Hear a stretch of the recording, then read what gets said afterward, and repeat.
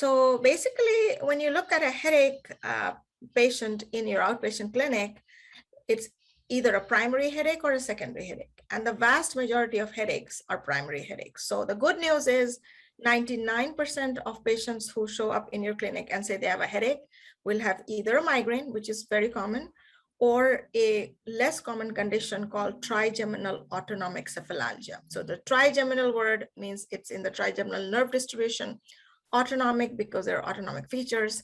And there are we will discuss 4 types of these headaches. One is cluster, paroxysmal hemicrania, hemicrania continua, and something called SUNCT, which if you know the full form, then you know what the headache is. So it's sudden onset, unilateral, neuralgiform headache with conjunctival redness and tearing. So it's good to know the full form, because if you know the full form, then you know what the headache is. And then tension headache, which is rarely diagnosed by headache doctors, but diagnosed by everybody else. So we want to focus on the primary headache disorder.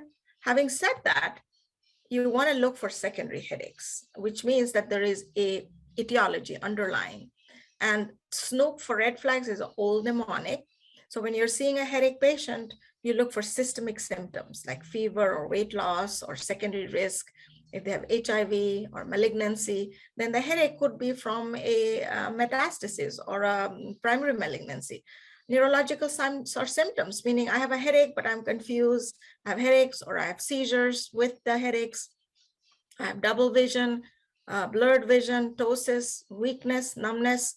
All that means, so the red flag is really an indication that you must image the patient. So and of course, at that point, you'll send the patient to the neurologist.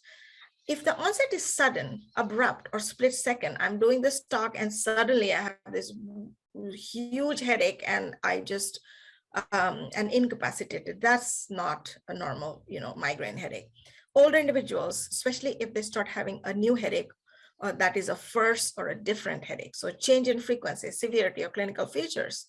I have headaches all my life, but now this seems like a different headache, doctor. Well, I want to pay attention to that, because as you know, headache disorders are difficult to diagnose and treat because it's all based on history.